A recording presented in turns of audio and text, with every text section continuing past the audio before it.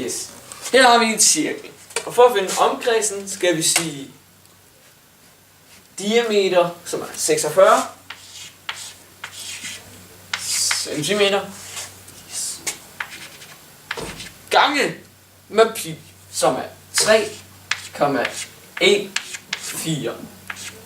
Og med en lille hurtig udregning kunne man regne ud, at det er 144 centimeter.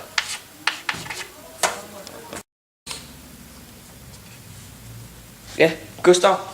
Jeg tænker mig, hvordan finder man så arealet af en cirkel? Jo, det er et rigtig godt spørgsmål, Gustav.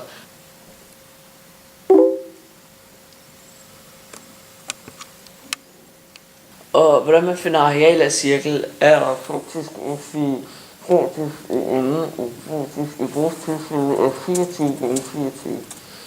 Så 24 gange 24